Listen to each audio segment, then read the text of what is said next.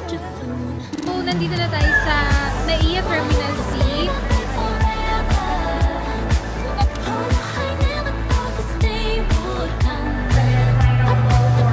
Ayun, pagpasok na namin sa I.O. kasi napag-usapan na... ganda mo dyan.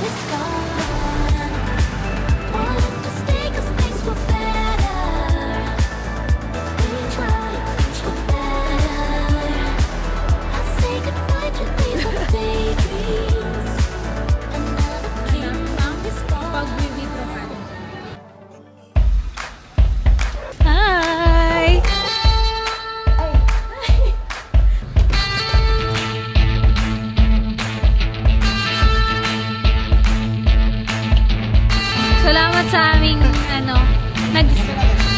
So, nandito na tayo sa NAIA Terminal T. Anong oras na? Hindi naman traffic, guys. Pero, ayan. 9:19. So, ngayon, magbabayad muna tayo ng travel tax natin. And magpo-proceed na tayo sa counter. AirAsia pala yung binook natin.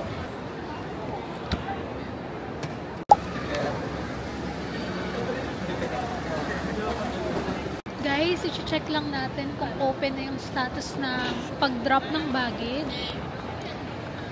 Ayan. After nyong magbayad ng travel tax, pupunta naman kayo dun sa, hindi ko alam kung anong tawag sa ganun, pero yung sa AirAsia kasi is nasa C.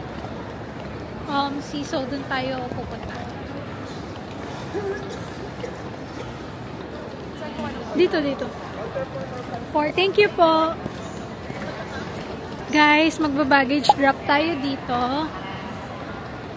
Ayan. Dito natin guys kukunin yung boarding pass natin. And since meron kaming check-in baggage, kunin din namin yung boarding pass natin. Okay, so walang pila dito sa AirAsia sa baggage drop.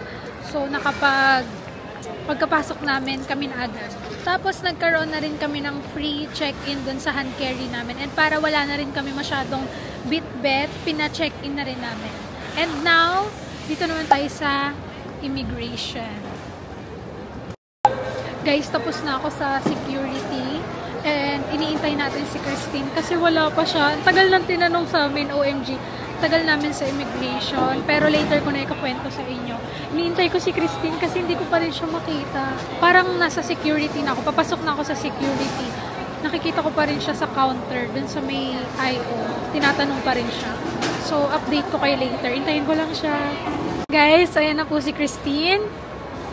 Ayan na siya, guys. OMG ka, girl. So, finally, we made it. And later, guys, i-share namin sa inyo kung ano yung napakaraming tinanong sa amin. Ano kayo ba tayo? Ano?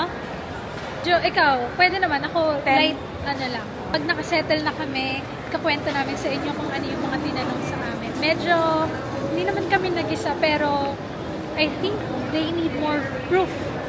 Diba? They need more proof na friend talaga kami, ganun. Hinahanap ako ng voucher. Yes. Kain muna siya, guys, para mamaya makabuelo tayo ng pagkwento sa inyo. Ako hindi ako kumain kasi kumain ako before kami umalis. Later na lang, guys, bibili ako ng drinks kasi medyo nauuhaw na ako.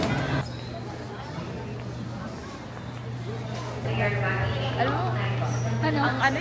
Yung last time, ang bilis lang namin talaga sa hindi ko alam. First time ko lang din matagalan. Ito ba yung maybe 108. Okay, tapos na siyang kumain. Tapos nag-order na rin ako ng drinks ko dito sa Fly Cafe. So, isi-share na namin sa inyo kung ano yung experience namin sa I.O. Medyo mahaba-haba to, guys. Kasi, grabe, first time kong maranasan to. And, sobrang kaba ko kasi nandun ako sa security. Tapos siya, hindi ko pa rin makita. So, ayun, wala talagang tao. So, parang 6 ata na I.O. yung nakatingin sa aming dalawa nun. Pagkatabi kami ng counter and then doon na nag-start, parang sabi niya, student ba kayo? Ganon. Tapos sabi ko, hindi po, working na po, ganon. Tapos sabi niya, may employer ka ba? Ganon. May COE ka ba? Tapos sabi ko, ay hindi po kasi content creator lang naman po ako. Tapos sabi niya, okay, so parang wala ka talagang employer, wala kang work, ganon. Parang self mo lang. Sabi ko, yes po. Tapos after nun, sabi niya, saan ka nagpo-post ng mga videos mo? Sabi ko, ano po, TikTok, IG, YouTube. Tapos sabi niya, paano ka kumikita dyan? Sabi ko, iba-iba po like brand deals, ganon. Pero since wala ngang monetization yung IG and TikTok, so parang tinanong niya, kumikita ka sa TikTok? Sabi ko, no po. Kasi wala pa naman po sa Philippines na monetization. Pati sa Instagram, tinanong niya. Oo, narinig ko yun. Narinig mo? Narinig ko yun. Tapos siya naman, habang tinatanong ako, so parang pinipilit kong pakinggan kung ano yung tapos narinig ko parang secondary ba? Parang, shit, second, ano ba siya? Doon ba siya sa pangalawang IO? Tapos yun pala hindi, di ba? Singapore. Oo, Singapore ka ba? Singapore? Yes po. Ah, Kasi mahina yung boses niya. oo, tapos ako naman noon, napapansin ko, shit, ang dami nang nasa likod natin na tapos na, tapos tayo hindi pa rin. Ganun. So parang medyo nag-overthink na. So parang hindi ko naman guys na feel na ma-offload ako nung tinatanong ako kasi parang wala namang reason. I mean, hindi naman red flag yung case ko kasi ang dami, lahat ng proof na hinihingi naman niya or lahat ng pwede niya proof na mapapakita. So, hindi ko na-feel yun na baka ma-offload ako. Ang na-feel ko lang is masyadong maraming tanong sa akin. And first time ko talaga yon. Kasi sa past na experience ko, like as in, hindi ganon. Isang tanong lang or dalawang tanong, okay na. Pero yung sa amin, medyo marami-rami. Yung sa akin kasi, ang parang naging issue niya, since siya kasi, Aliana kasi yung nag-book lahat, parang, sino ba yung may sagot? Sabi ko, wala po. Own naman po, ganun. Hiningan ako ng voucher, ng mga bookings daw. Tapos, sabi ko nga, siya yung nag-book. Doon na siya. Tapos, hiningan ako sa business. Binigay ko naman business transactions. Ano pa rin, like, matagal na ba kayo maging friend? Sabi ko, opo, 2021 pass. Pahingi nga ng picture nyo, ganun. Tapos, ako, hanap ko naman sa phone. Bagong phone ko. Wala na yung dati. Pinakita ko na lang yung messenger. Sabi niya, pahingi ng date. Nanap ko pa yung, alam mo yung sa iPhone, di ba, find these people. Ayun. Sabi niya, parang medyo sarcastic niya, November lang kayo? November September lang ako nag-upgrade. So, ayun. Tapos pinakita, buti may picture talaga tayo yung mataba pa ako. Ako din guys. Oo. Ayun na, yun yung, medyo kumalma na siya. Oo. Tapos yung sa akin naman, hindi talaga ako kinakabahan. Actually, nakangiti nga kami pareho nung nagkikwentuhan kami nung IO. Tapos sabi niya, hanggang kailan, tinanong niya pa kung hanggang kailan valid yung code mo. Ganun. Tapos sabi ko, 1 year sa tapos sabi ko, 1 year po pwedeng gamitin kasi yung code ko mismo, 1 year siya, tapos yung gagamit ng code is pwedeng gamitin up to 5 times. Tapos sabi ko, hindi na po pala 5 times, 3 times na lang po pala. Tapos ayun, gamitin naman siya nun.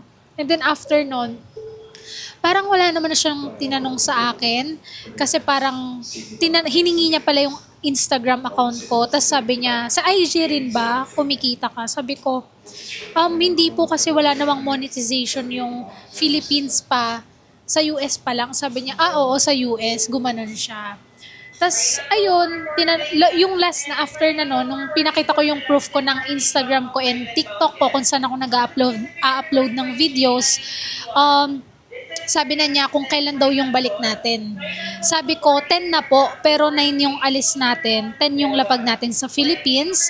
And since meron pa tayong layover sa Singapore, binanggit ko na yun. Hindi ko na inintay na tinanong niya ako. Binanggit ko na magsi-Singapore tayo, layover, or 1 day sa Singapore. And then, doon na tayo manggagaling, pauwi ng Philippines. Ayun, after nun, ako tapos na tinatakan niya na ako. Eto na yun eh. Oo, lumabas na siya eh. Parang kung anak na, wag mo ko iwan. Tapos kasi, di ba, may nakalagay kasi dun, girl, na no waiting. Oo. So, parang dun ako naglakad na para kaming yung wag tayo maghiwalay. Kasi pero to be honest kasi, buka talagang strict yung Oo. Diba? Sabi ko nga, buti ikaw yung napunta doon. Kasi baka mas mag-isa ako doon. Kasi, active siya masyadong magtanong eh. Tuloy-tuloy siya naririnig ko.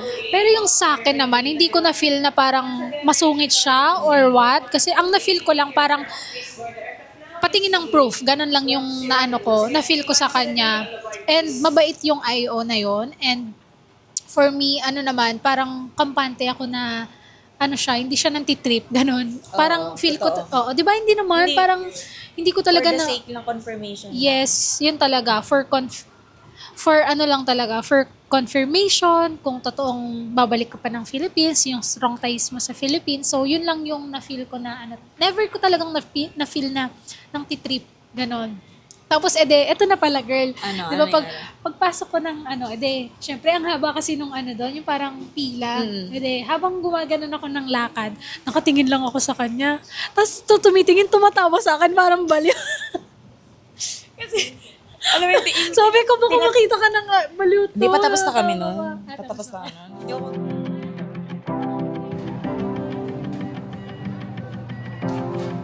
Final call for the last remaining batch. Hey!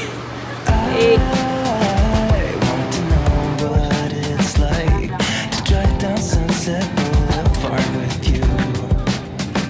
And I just want to take one more bite of everything and every avenue. Like cold drinks, summer nights. We're here in Malaysia. So, ang una natin gagawin is immigration. And then, after natin sa immigration, magkiklaim naman tayo ng ating baggage. So, later, mag-grab na lang tayo siguro. Guys, nanginginig ako. Kasi nilalamig talaga ako. I mean, hindi malamig sa Malaysia, pero yung aircon nila. As in, nangangatog ako. Di ko alam kung bakit. Dahil siguro uminom ako ng malamig na tubig. Tapos, alam nyo ba guys, kanina, hindi ako talaga makatulog. Gusto ko man matulog, pero wala kasi akong sasandalan. Pag ganun lang ako. Pag ganito guys, paglabas nyo ng plane, sundan nyo lang yung mga tao. Sundan nyo lang yung mga sign na ganyan. Ayan, sundan nyo lang. Laging arrival hall, baggage claim, or immigration. So, yun yung lagi nyong susundan. While waiting sa ating baggage, share ko sa inyo yung immigration experience ko. Actually, may tinanong pa sa akin sa immigration for the first time din. Kasi sa ibang country, hindi naman ako tinatanong. Pero dito, inask yung return ticket. So, syempre, siguro, marami kasing, alam mo na, HT dito.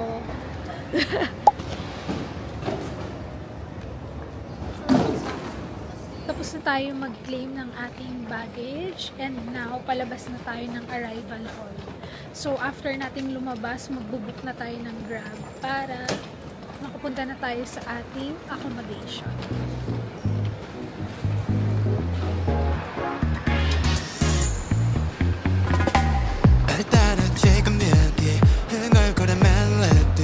Guys, nakalabas na tayo ng arrival hall at ngayon, magbubuk na tayo ng Grab. Kita niyo yan guys. So, ayun, 5 minutes, area, ayan siya, nandiyan na siya lahat. Ready ka na maglakad? Yes. Ang sakit na ng paa ko. Yan. Alam nyo ba, meron dito silang AirAsia na para siyang Grab na magbubuk ka ng sedan, ng SUV, ganon.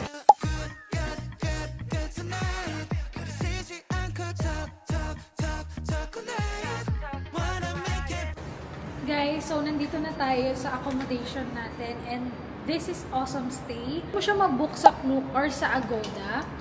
And ayan, so ito yung key namin and let's see guys. Kaya pala hinahanap niyo yung baget eh. Alright, so this is our room guys. Wow! Ayan, so open muna natin guys. Okay, so this is our accommodation. So as you can see, meron na siyang sofa, napakaliit tapos meron na siyang dining table. And then, ito may TV na, tapos ito yung room namin ni Christine. Yeah. Wow, ang ganda guys. So, tapos ito na yung aming CR. Oh, malaki siya. Ano yun? Later, titingnan natin yan. So, hi girl! Uy, meron na ring washing machine. So, kung maglalaba kami guys, Pwede. And ang laki ng fridge. Oh my goodness. And eto, meron na rin kaming microwave. Tapos pwede kami magluto, guys. Oh my goodness, pwede kami magluto. So guys, alam nyo ba yung na natin to. So this is na. Yan. Sobrang init. Guys, tingnan nyo ang diba?